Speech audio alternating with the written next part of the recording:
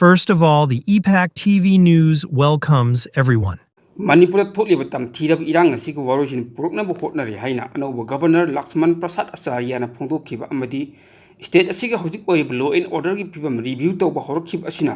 wathok asigi matangda karigum ahom khar urakpa yabagi thajaba lei.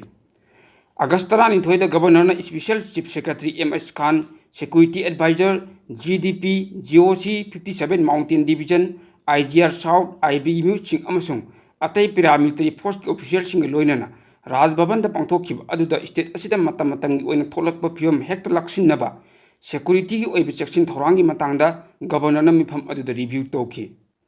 Loinana national highway sing da pochai pubu gai sing ayit apar leitana chatok chasin tawbu yananaba phibam khanakhiba amadi governor na DGP da national highway sing da phi oina chatpa yanaba national thabak lokhat ankibada natana national highway 2 amadi 37 da hojik oiriba sengba sagatpagi thabak sing asi kai process leibagi haina hangkiba amadi law and order ngakba ngamnaba state administration amasung security gi thabak thoromda central security force ki maikai dagi angam batak ta mating pangnaba governor na pautak pi hiba sing adu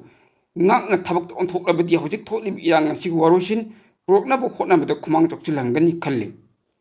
Governor na law and order gi phibam review tawkiba adugumna toina review mifam pangthoktuna law and order gi phibam normal se proknaba thorang lokhatlabadi thoklibi irang asigi warosin prokpungamgani khalle.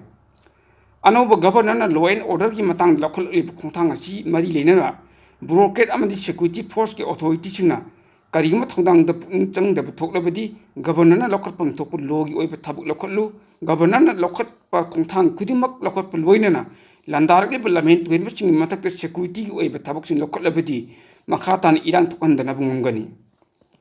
Makhatan asigma makhal gi sing neba chik thokhandana tung koina thorang lokhatpiu governor na law and order ga mari leinana review meeting toina pangthoklabasu madu thabukta matam chan onthokna photnadrabadi review meeting pangthokpui wanthok leiroi.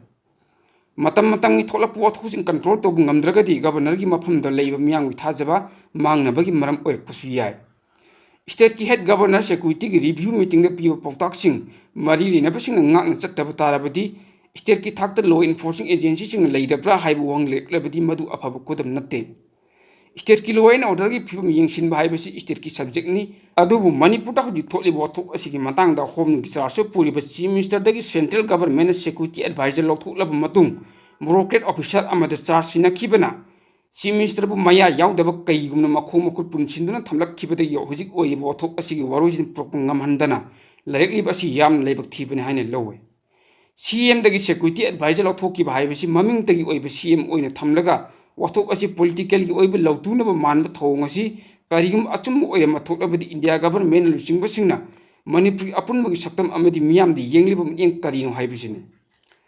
India government na Manipur wathok ki warosin propo pamlabadi chief minister dagi lokhokiba security advisor hanjil hanbag loinana hongi chap chaba mathok pangthok halabadi wathok asi warosin athu matamna propungamgani khalle.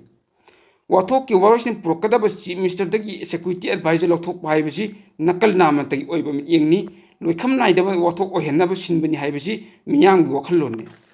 Miyamgi mit nakong ohenjariba EPAC TV News haiba news networking YouTube channel amadi FB page asibu like subscribe amadi follow tawbiduna support tawbiyo loinana tungkoina miyamgi seba tawba ngamnanaba adongi mamal yamlaba suggestion taramna okjari.